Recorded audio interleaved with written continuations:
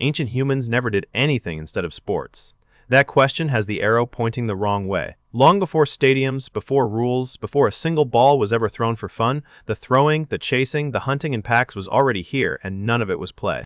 What you call sport is the fossil of something that used to keep you alive, and once you see what it really is, you will never watch a game the same way again. Freeze the caveman in the spotlight. Homo erectus, 2 million years back, arm cocked, a spear aimed at a charging mammoth. That windup is not a museum piece. Roach's 2013 study in Nature found that fast, accurate overhand throwing showed up right there: a wider waist, dropped shoulders, a twisted upper arm bone, a whole body rebuilt to fling. The fastball and the free throw are that same weapon. Fire for points instead of meat. You have thrown it yourself.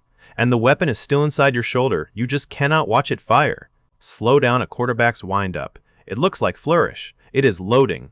Cocking the arm stretches the tendons and ligaments across the shoulder until they sit like a drawn slingshot, then releases, the fastest motion a human body can make.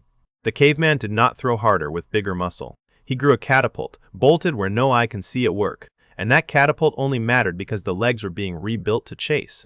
Now drop to the legs. The endurance running hypothesis, Bramble and Lieberman. Nature, 2004, we evolved as persistence hunters 2 million years ago, never faster than the prey. Just relentless, trotting an animal through the midday heat until its body cooked from the inside and it dropped. Sweat glands across bare skin, springy Achilles tendons, a cooling system running on 2 legs, all but tuned to run something to death. That marathon medal on your wall is a hunting trophy with the kill cropped out. If sport is rehearsed survival, the animals stop hiding it. Lion and tiger cubs spend whole days stalking, pouncing, wrestling each other, and every move is the exact takedown they will sink into real prey as adults. The kitten roughhousing you film at the zoo and call cute is a hunting boot camp that never holds a graduation. And it is not only the killers running drills. Some animals play with no kill, waiting at the end at all. Jock Panksepp tickled rats and caught them chirping at 50 kilohertz, laughter give or take. Then he watched them chase down the exact hand that had tickled them, begging for another round. Rats laugh. Rats line up to play. The urge is not some human luxury bolted on by culture. It is old enough to be wired into a rodent. And a few animals push past survival entirely into fun with no point. Ravens have been filmed sliding headfirst down snowy roofs again and again. One grabbed a jar lid, rode it down like a sled, then carried it back up the slope in its beak to ride once more. No prey, no mate, no payoff. A wild bird invented sledding for the exact reason you did, because it feels good. But humans did one thing no sledding raven ever managed. We built our games into objects and buried them with our dead. 5,000 years ago, a man named Merknara was buried at Saqqara with a Senate board laid beside him, 30 squares, 3 rows of 10. Not a toy for the grave.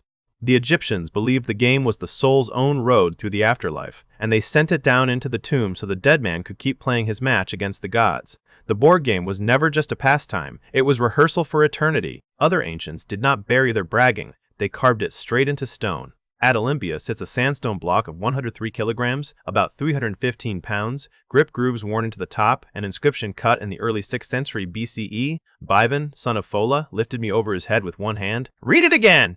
It is a weightlifting record and a line of trash talk, chiseled into the rock itself 26 centuries before your gym hung up a leaderboard. But hauling stones to brag was the soft end of it.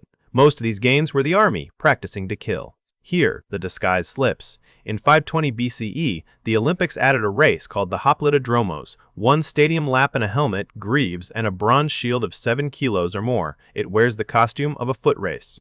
It was infantry drill, men trained to charge fast through a sky full of arrows, to cross the killing ground before it crossed them out. The sport was the army, rehearsing in the open. And once you see the games as war, the rules begin to vanish, and so do the survivors. In Olympic pancration, added 648 BCE, almost nothing was off limits, no biting, no gouging the eyes, and past that, anything at all. In 564 BCE, a fighter named Erytrion of Phigalia was being choked to death when he twisted his opponent's ankle until the man, screaming, threw up the finger of surrender. Erytrion won. Erytrion was also already dead. They set the olive crown on a corpse and called it champion. This was not sport bending toward war, it was war, with a crowd cheering. The cage fight you stream is its tamed and gentled shadow. On the other side of the planet, the games did not merely risk death, they demanded it. The Mesoamerican ball game was not a ball sport. Players drove a heavy rubber ball with their hips down courts like the Great Ball Court at Chichen Itza, where the carved friezes show a player beheaded, 7 serpents of blood spraying from the stump of his neck. The Maya bound it to the Popol Vuh, the hero twins playing the lords of the underworld, and it closed in human sacrifice. Scholars still fight over which side lost their heads, the winners or the losers. Your stadium descends from that altar. Rome kept the dying and dropped the gods. In the Circus Maximus, charioteers wrapped the reins around their own waists to steer with their whole body, which meant one flip turned the horses into an executioner, dragging the driver to death through pileups. The Romans shrugged off as naufragia, shipwrecks. The race was a routine slaughter. Men lashed to the thing most likely to kill them, ramming rivals into stone turning posts at a gallop, and the crowd that gathered to watch it was the largest sports audience the world has ever held. How many came to watch men die in shipwrecks? The Circus Maximus held over 150,000, and by some ancient counts, 250,000, packed onto stone banks rising 28 meters into the air. No stadium standing today comes near it. A modern 100,000-seat arena would not fill half of it. Picture 250,000 throats roaring at the same instant for the sane crash. That appetite for the spectacle outran every empire that ever fed it. And it lasted. The ancient Olympics ran from 776 BCE to around 393 CE, close to 12 centuries, near 1,170 years, some 293 Olympiads stacked end to end. The modern games are barely 130 years old. The original outlived its empires, its religions, its languages, because the running was never the point. They lasted because, underneath, they were never games at all. They were worship. Strip the Olympics back to what they were, and the sport evaporates. They were a religious festival for Zeus. A sacred truce, the Ikacharia, went out across Greece. Actual wars paused so pilgrims could travel to worship in safety, and the heart of it was not a final or a medal. It was a mass animal sacrifice at the altar of Zeus. 100 oxen burned for a god. The footrace was the side dish. The blood was the meal. Even the word for the place you work out still carries that rite hidden in plain sight. Gymnasium comes from the Greek gymnos, naked. Greek athletes trained and competed with nothing on, a custom traced to Orsippus of Megara, who lost his loincloth winning the sprint in 720 BCE and kept running anyway. So every gym you have ever walked into is, by the root of its own name, a place to stand naked before the gods. The workout was an offering. Rome took that sacred machinery and aimed it at something colder than any god, the obedience of the crowd. Around 100 CE, the poet Juvenal looked at his fellow Romans and spat a phrase that still draws blood: panem et circenses, bread and circuses. A people who once picked their own rulers now asked for 2 things only: free grain and a good race. The games were not entertainment.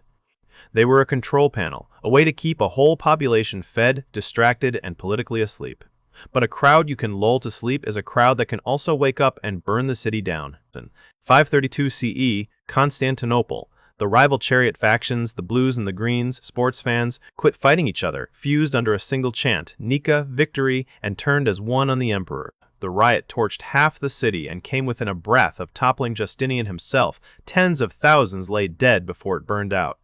Team loyalty became a revolutionary army overnight. That is what just a game can do when the ancient pack instinct finally picks a side. Which leaves one last thing, pointed straight back at you.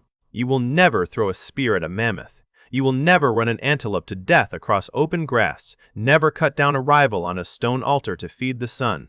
The hunt is finished. The war moved somewhere else, but the wiring never got the message. It is still fully loaded, the shoulder hiding its slingshot, the legs built to chase, the brain that splits the whole world into your pack and theirs, and it has nowhere left to fire. So on a Sunday afternoon, it fires at a screen. Your heart slams, your throat tears raw.